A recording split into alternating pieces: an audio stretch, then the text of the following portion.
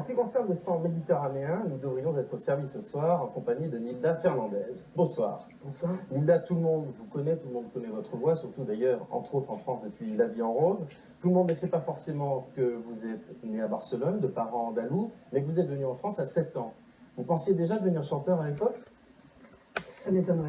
Ça m'étonnerait beaucoup. Déjà, quand je suis arrivée, je pense que mon problème, mon souci numéro un, c'était de me faire comprendre et de comprendre ce qui se disait autour de moi, à l'école. Donc, le chant, je l'ai abordé, c'est vrai, en classe. Je me souviens, un cours préparatoire, on chantait Quand j'aime pas l'amour, des choses comme ça. Et bon, ça m'a fait comprendre un petit peu que finalement, chanter, c'était pas seulement du pays d'où je venais, parce que c'était aussi un truc où tu passais une frontière et on continue à chanter dans une langue beaucoup plus bizarre que celle que tu avais apprise. Mais non, je crois que chanteur, ça s'est imposé à moi tout doucement, mais ça serait peut-être un peu long. Bon, on va y venir peut-être. Aujourd'hui, ça s'est arrangé, puisque vous vivez à Paris. Vous vous sentez plus espagnol que français, ou vraiment à mi-chemin des deux? Oh, je pense que de passer une frontière, ça vous donne aussi le sens de la relativité des origines, parce qu'en fait, tout peut se rejouer à tout moment. Si un homme quitte un pays, il devient aussi du pays qu'il accueille. Et donc, être humain, c'est être humain d'abord. Avant d'être et de revendiquer quelque chose du départ, qui est comme une espèce d'hypothèse ou de données de départ, après, je crois que la vie s'arrange pour vous faire comprendre que la Terre est ronde et que... Alors ça tombe très bien, c'est tout à fait le thème de cette émission, c'est la raison pour laquelle j'avais envie que vous veniez aujourd'hui. Je commence par une question très importante, fondamentale. Vous aimez le foot? C'est difficile à dire, hein. J'ai beaucoup joué au foot quand j'étais gamin. Oui, comme tout le monde. J'ai bien sûr regardé les Coupes du Monde, mais je me suis un peu éloignée de ce qu'est devenu le foot pour des raisons un peu, on va dire, éthiques, pour dire les grands mots. Mais je vais vous dire, je ne crois pas que l'Espagne ni la France ne connaissent le degré d'excitation que connaît un autre pays voisin, nos voisins les tifosi, qui est l'Italie. L'Italie et bien entendu Rome qui ne fait pas exception à la règle. Rome, deux équipes éternelles qui sont en concurrence depuis toujours, le Lazio et la Roma. De toute façon, à Rome, il n'y a pas un petit garçon ou une petite fille qui n'ait joué au calcio, comme ça qu'on appelle le foot en Italie, dans la rue ou à l'école. Mais la découverte qu'ont fait Derry Bercani et Yvon Baudin à travers les yeux d'un jeune Romain dépasse vraiment l'imagination. Oui, c'est sûr, c'est une autre vision de Rome. Alors il faut savoir, Nilda Fernandez, que cette sœur Paola bat tous les records d'audience depuis qu'elle a été choisie par la RAI 3 et que la nana qui a été choisie par la chaîne de Berlusconi pour la concurrencer est en fait écrasée à plat de couture chaque fois. Intéressant à savoir. Qu'est-ce que vous pensez de tout ça? Bah, c'est intéressant à savoir pour certaines chaînes françaises. Je pense qu'on pourrait aller recruter pour présenter le journal, pour commenter Roland Garros. Tiens, je pense que l'Église peut se recycler, quoi. Elle a un avenir encore dans certains domaines. Je sais pas, moi je respecte cette femme, je la trouve assez rigolote et puis assez contradictoire, parce qu'en fait, quand on est de toute façon partisan d'une équipe, on est un tout petit peu limite avec les autres équipes, quoi. Et je pense pas que ce soit l'esprit tellement de ce qu'on lui a enseigné dans les séminaires. Non, elle est convaincue que la ferveur d'un stade équivaut à la ferveur religieuse, comme une belle prière. Ah mais c'est évident, je pense que le fanatisme, parce que c'est de ça qu'il s'agit, le fanatisme sportif est une application de l'esprit religieux de l'homme, de l'être humain, qui place là toute cette revendication à se dépasser, ou à se dépasser soi-même, ou à se dépasser par personne interposée, et puis surtout à trouver des méchants et des gens qu'il faut éliminer, parce que les religions, ou la religion, l'esprit religieux, il ne va pas sans fanatisme et sans exclusion des autres. Alors, tous les dimanches, on trouve l'ennemi, quoi. Mais pas Nilda Fernandez devant son poste, en tout cas. Non, moi, j'aime certains joueurs de foot, j'aime le foot comme ce qu'un être humain peut faire quand il est intelligent, quand il a de l'art, quoi, parce qu'il y a de l'art dans certains matchs de foot, dans certaines phases de jeu dans un match de foot. Mais après, moi, je pense que si par exemple, au Brésil, l'équipe perd, c'est une catastrophe nationale.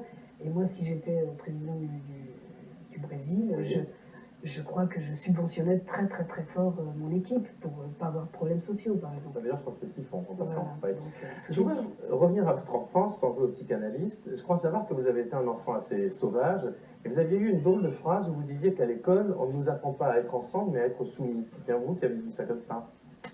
Oui, j'ai dû dire ça parce que c'est une chose que je pense, donc c'est possible. Oui, l'école, comme tout le reste de l'éducation, comporte ce danger-là. C'est qu'on nous apprend surtout à oublier qui nous sommes, c'est-à-dire des êtres humains libres. Parce que quand on vient au monde, qu'on le veuille ou non, que qui que ce soit le nid, on est libre parce on a, on est tout entier, quoi. Et après, petit à petit, les années passent et tout autour de nous, et nous-mêmes vis-à-vis des autres aussi, parce que personne n'est innocent, on passe pas mal de temps et d'énergie à le faire oublier, à nous le faire oublier, parce que ça arrange tout le monde que les autres soient pas libres. Seulement, le problème, c'est que quand on enseigne à un autre, quand on lui fait oublier qu'il est libre, c'est un peu de notre liberté à nous qu'on grogne et qu'on grignote. Parce que vous avez un parcours peu commun, vous avez interrompu cette activité artistique de temps en temps pour travailler dans le bâtiment, ai-je appris. C'est vrai? Entre autres, oui, j'ai appris à peindre les murs, les plafonds. J'ai appris à rénover, mais j'ai fait aussi d'autres métiers, dans l'imprimerie, dans les sous-sols des hôpitaux. Enfin, des métiers qui demandent une spécialisation assez rapide, mais pour vivre alimentairement, mais aussi parce que guidé par une sorte d'instinct qu'il y a des choses à connaître aussi avant d'être ici, par exemple. Avant d'être là. Bon, et bien nous allons continuer à rester ensemble, à être là, justement. Et je vais être très intéressé maintenant par la réaction que vous allez avoir sur le reportage que nous allons voir. Parce que vous êtes espagnol et que nous allons partir en Espagne pour assister à l'une de ces processions religieuses qui font, vous le savez, notamment au moment de la Semaine Sainte, où on voit la ferveur religieuse de ces foules et de ces milliers de personnes qui s'amassent, et en particulier en Andalousie, d'où vous êtes familière en termes de famille originaire, et en particulier à Séville et Malaga. Malaga, c'est tout à fait au sud, en plein milieu de la Costa del Sol, et là-bas, des processions, je vous le disais, il y en a à peu près 40 par semaine et qui réunissent des milliers de personnes. Et la plus impressionnante de toutes se déroule le mercredi saint, et pas seulement pour la splendeur du cortège, mais parce qu'il s'y déroule un événement qui fascine la foule. Depuis plus de 2 siècles, Gonzalo Alijon a pu en filmer les coulisses. Alors je suis vraiment curieux, Linda Fernandez, d'avoir votre réaction. Je pourrais dire plein de choses parce que c'est très. Moi, je trouve ça très émouvant. Il y a plein de choses qui m'émeuvent. J'ai réagi tout à l'heure par rapport aux saïtas, qui sont ces chants qui sont de ferveur chantés a cappella dans toutes les processions du sud de l'Espagne. Mais je pensais à quelque chose qui fait un peu péteux comme ça fait un peu culturel, mais je pensais à Sénèque, parce que Sénèque, c'est un philosophe stoïcien de l'Empire romain, Oui. mais qui était de Séville, c'était un Sévillan. Oui. Et Sénèque a écrit un très bel ouvrage qui s'appelle La colère et la clémence. Et je pensais vraiment que là, on a un exemple de clémence. Et que c'est, je crois, c'est très petit, c'est très restreint, c'est assez mesquin, parce que 1 sur 217, je crois que ça donne la preuve, une preuve, en tout cas, ça donne un élément de preuve que la colère d'une société n'est pas forcément la solution. D'une société tout entière, une société humaine, et que la clémence est peut-être ce qui nous permet de nous réconcilier avec nous-mêmes, parce que tous ces gens qui ont volé, qui ont tué, ce sont finalement des êtres comme nous, c'est un peu le hasard qui est tombé sur eux, ça aurait pu tomber sur nous, et quand on met des gens en prison, quand on les punit, est-ce que c'est pas une part de nous-mêmes qu'on punit et qu'on ne veut pas voir? Est-ce que c'est pas aussi une façon de mettre à l'ombre, de mettre dans l'ombre une part de nous qu'on ne veut pas voir? Donc la clémence vis-à-vis de toutes ces personnes qui ont fait quelque chose à nos yeux de mal, mais ça aurait pu être nous, et peut-être une sorte de réconciliation avec nous-mêmes, peut-être une façon de regarder ce qu'on est vraiment avec nos bonnes et nos mauvaises choses, avec nos tares et nos choses merveilleuses. Et je crois que là on a un beau mélange de clémence. Et c'est un très beau mot que j'entends pas très souvent. C'est vrai. En ce qui concerne l'aspect très religieux, cette ferveur religieuse qui est tellement caractéristique de l'Espagne, comment voyez-vous ça, vous, jeune espagnol moderne? Je le vois avec moi, en plus, je suis protestant, donc j'ai rien à voir avec cette culture qui est C'est rare, bien sûr catholique. protestant. Oui, bon, c'est une conversion vers 1930 de la famille de mon père. Mais donc je l'ai regardé pendant un temps comme quelque chose d'un peu bizarre, un peu à cheval entre le christianisme et le paganisme. Et puis j'ai aussi accepté quelque chose dans ça. J'ai accepté qu'il y avait là quelque chose de beaucoup plus fort qu'une religion imposée. Il y avait une sorte de tradition, mais qui remonte à des millénaires peut-être, où un peuple tout entier, qui est un peuple du sud d'un pays qui s'appelle l'Espagne, a envie de se retrouver beaucoup plus qu'autour de dogmes ou de l'infaillibilité de qui que ce soit, ou de l'Eucharistie, de quoi que ce soit, de se retrouver autour d'une statue à un moment donné. Moi, j'ai des amis qui sont de Séville et qui m'ont fait comprendre ces choses. J'y suis allée, j'ai parlé avec eux, ils m'ont même demandé une fois de ramener de France un tissu pour des vierges d'une paroisse, un tissu en velours rouge très spécial qu'ils ne trouvaient pas. Alors moi, je leur ai ramené. Donc moi, protestant, j'ai contribué à habiller une vierge catholique en Andalousie. Mais je les ai vus et moi, finalement, j'ai rien. Qu'est-ce que je peux avoir contre ça? Qu'est-ce que je peux avoir contre ça? Mais vos premières chansons étaient pleines d'un côté presque un peu religieux, de mysticisme d'ailleurs. Moi, mes chansons, je sais pas, c'est un peu ce que je suis. Alors, ce que je suis, évidemment, ça ne pense pas qu'à la matière, quoi. Je sais que au-delà ou en deçà de la matière, il y a autre chose qui l'anime. Visiblement, on peut rester là, quoi. C'est difficile d'en dire plus. Il faut comprendre entre les lignes. Il y a un livre qu'il faut que vous vous procuriez, qui est un livre extraordinaire, un livre de photos, et je pèse mes mots. Ce livre est l'œuvre de Cristina Garcia Rodero, qui est donc une photographe espagnole, parue aux éditions Contre-jour, là, en ce moment. Il n'y a pas de légende, ce sont seulement des photos noires et blancs. Évidemment, ça montre ce côté très outrancier de l'Espagne, en termes de matière religieuse. Et c'est pas mal, parce que j'ai regardé les photos. Ça ramène aussi l'Espagne à quelque chose qu'elle essaye de faire oublier, parce que c'est un pays qui a fait du marketing ces dernières années avec des expos universels, avec des mondiaux. On comprend bien ce que ça veut dire. Et, enfin, je suis d'accord avec vous, c'est un côté voilà, qui existe encore dans l'Espagne d'aujourd'hui. Et qui l'explique beaucoup. Oui, c'est vrai. Est-ce que vous êtes de ceux que l'histoire fait rêver, Linda? L'histoire avec un grand H. Non. C'est pas l'histoire qui me fait rêver, parce que ça me laisse perplexe très souvent plutôt que rêveur. Alors, tombe très bien, nous allons en reparler tout de suite après cette image que nous allons voir.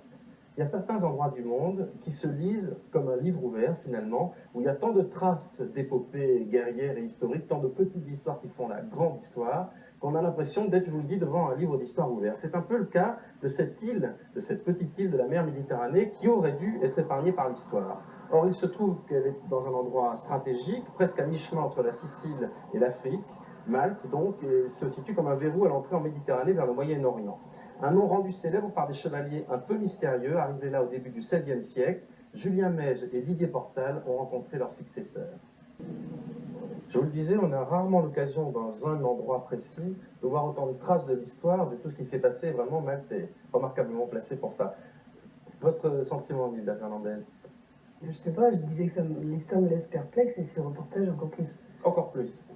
Oui, parce que je sais pas quoi en penser, j'ai pas grand chose à dire. Sinon, je trouve que c'est un ordre très dynamique, on a pu le constater, plein d'avenir, mais je dirais pas tous les commentaires hors antenne, tout ça. Mais... Si, vous m'avez dit, si mon père protestant me voit avec autant de prêtres catholiques autour de lui, il va hurler. Oui, les 3 reportages avaient quand même quelque chose à voir, de près ou de loin, avec la religion catholique. Mais je sais pas, Ouais.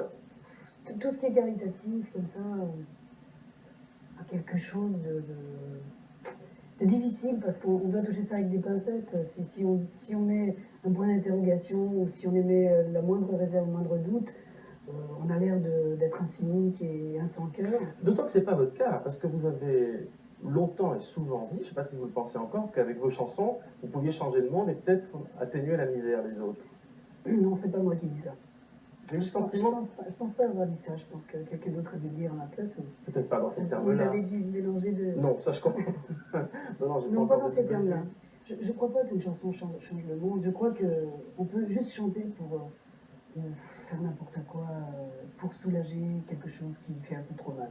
Mais de là à guérir et de transformer, je crois que la transformation et la guérison, elle vient de chacun, et on ne peut se guérir que soi-même. Les autres peuvent juste nous soulager, ou au contraire, augmenter notre blessure. Ça, c'est notre choix. Alors, je vais vous poser la question autrement. Tout à l'heure, après la religieuse que nous avons vue, cette religieuse typhosarde, si on dit ça, au foot, Vous m'avez dit, il y a quand même quelque chose qui me dérange chez elle, c'est qu'elle a oublié 2 ou 3 détails de l'évangile. Qu'est-ce que vous vouliez dire par là? Ça m'a surpris, ça. Ben J'y oui. reviens parce que je n'ai pas eu l'occasion de vous poser la question tout à l'heure. Alors, j'ai pas tellement. Je ne vais pas me placer en défenseur de valeurs religieuses chrétiennes, parce que, mais bon, je crois quand même que Jésus-Christ a dit aimez vos ennemis, et ça, parce que si vous aimez ceux qui vous aiment, finalement vous n'avez aucun mérite là-dessus. Et je crois que le foot, vu du côté des gradins, parce que c'est pas, je fais bien la différence entre les artistes au milieu et qui jouent sans haine probablement, et tout ce qui se passe autour, je crois que là il y a une expression souvent de la haine du mépris de l'autre, quoi. J'ai vu moi des matchs, j'ai entendu des commentaires, ça va aux chiottes, qu'il aille se faire enculer, à Au mort. mieux, là vous êtes Au au-dessus de mieux, la vérité, oui. Et je pense pas que ce soit une chose qu'un être humain a à dire à un autre être humain, quelles que soient les circonstances, quoi. Et c'est pas parce qu'on a payé 100, 200 francs qu'on peut se permettre de dire à quelqu'un à mort. Je trouve que c'est très, très raccourci, très, très petit, et on ne devrait plus en être là.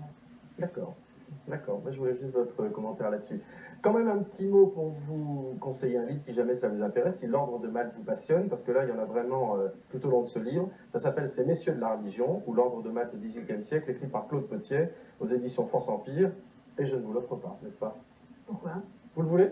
Bien sûr, moi je lis tout. Peut-être la semaine prochaine. Un tout petit mot pour vous conseiller, si cela vous intéresse et que vous voulez de plus amples informations, le Minitel, le 3615 Code François, rubrique Faut pas rêver, dans lequel vous trouverez les livres, quelques informations sur les reportages, des informations pratiques aussi, si vous voulez aller dans l'un de ces endroits que nous venons d'évoquer. Et puis aussi, si vous cherchez à retrouver les coordonnées du dernier album de Nilda Fernandez, qui est paru maintenant il y a quelques mois, ce dernier album dont vous nous faites profiter sur la scène de plusieurs villes françaises d'ailleurs lors d'une tournée d'été. Mais on va vous voir aussi en Amérique du Sud bientôt. Vous allez ensuite partir au Canada. Ça commence à marcher, le label Nilda Fernandez. Disons que ça voyage. Je sais pas, je marche pas trop pour aller en Amérique latine. Mais... Enfin, on vous y invite. Vous allez avoir Ouais, 6 ça soirées à Buenos Aires pour vous. Ouais, 6 soirées, ouais, dans la même salle, dans une salle qui s'appelle La Trastienda. Vous êtes habitué, bien sûr. Je suis invité à Buenos Aires. C'est gentil. Vous êtes quelqu'un qui aime bien voyager, qui aime bien bouger. Je ne sais pas si c'est le fait d'avoir bougé quand vous étiez enfant, mais manifestement, ça vous tient à cœur. Oui, je pense qu'on n'a pas trop de racines en réalité. On a plutôt à capter les choses qui viennent d'en haut par les cheveux plus que par les pieds. Donc l'être humain, comme ça, il se nourrit des endroits où il passe, mais pas par la terre. Vous savez que vous êtes un invité parfait pour cette émission. Vous ne savez pas, mais je vous le dis. Pourquoi? Parce que vous dites beaucoup de choses qui vont dans le sens. Non, bah justement pas. Justement pas. Mais vous avez un sens du mouvement qui me plaît bien, qui va bien avec cette émission. Je vous remercie d'être passé nous voir en tout cas. C'était un plaisir. Et bonne continuation, c'était réciproque. À bientôt, Nilda. On se retrouve la semaine prochaine en compagnie de Jean Moustaki. Au revoir à toutes et à tous. Bon week-end, bien sûr.